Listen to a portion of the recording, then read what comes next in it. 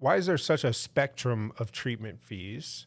Why do they range all the way from, X amount all the way up to X amount? And why is there a lack of transparency? And I clipped these questions a little bit short. Some of these people were submitting entire paragraphs, but I do remember her question was going into, I understand you can't always put an exact price on a procedure because everybody's anatomy is different. Everybody may need different treatment options, and this person may need bone grafting, and this person might need surgical extractions, and this, et cetera, et cetera.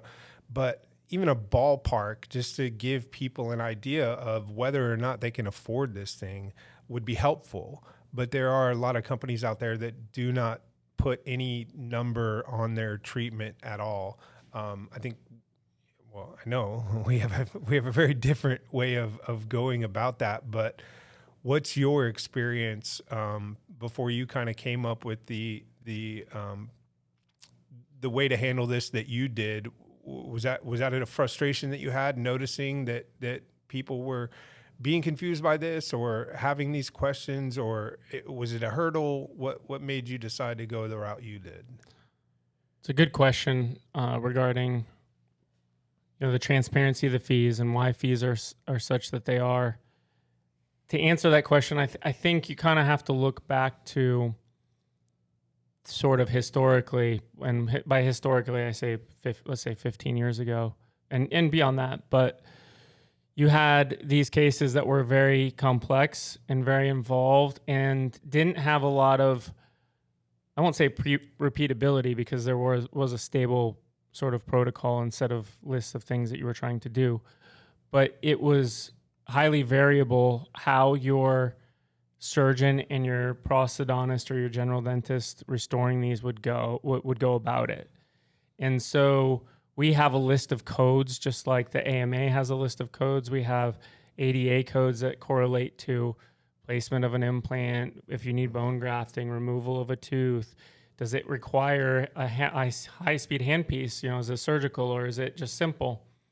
And so when these cases came about, they became very complex to write out. If you have to write out a quote for that, right, it's a very, very long list of things and can get very expensive. Sure. It also comes from back when there were two centers doing the process. You had, let's say, a periodontist, like we have in downtown Boca. We have a regular periodontist, and he works with restorative dentists around the area. Those fees are and still are separate. Right. Because you're not allowed to share or split fees between patients. Right.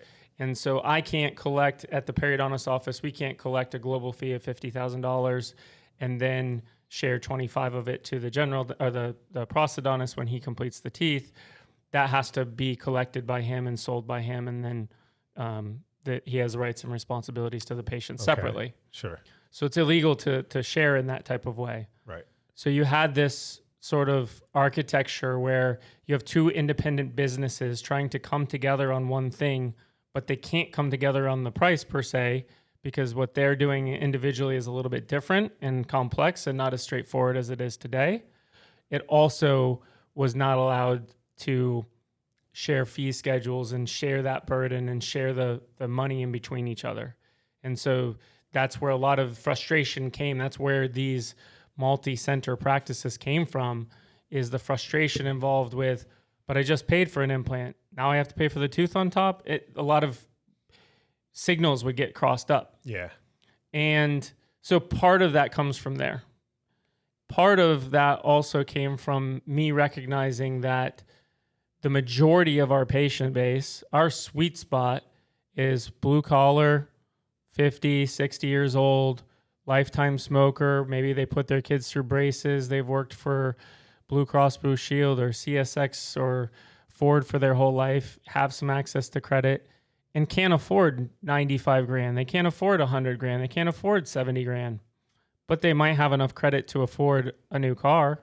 They might have enough credit to get to it. So I always wanted to offer a pricing that would allow them to have an idea of, like, I can afford this, And so when we were able to start offering it for a little bit less, and as a side note, we offer for our fee is generally less than most, not because of any corner cutting, but because we've built out a lot of efficiency in this machine because we only do it one particular way, more or less. It's custom, but it's more or less very repeatable and very assembly line, if you will. And that reduces a lot of the costs and it reduces a lot of the hours that I have to spend sweating over a case and gives a lot of repeatability for the staff. Yeah. And so we were able to bring that cost down into the achievable goal for a blue collar. And so the idea was, why hide it? Why would we ever want them to not know how much that's going to cost? Because it's still a big undertaking. If somebody gave me this bill, I say it all the time, I'd fall over. Yeah. I'd fall over dead. Sure. So they need to know that cost. I don't want to walk into a car dealership and not know how much the blue XYZ car is versus the red.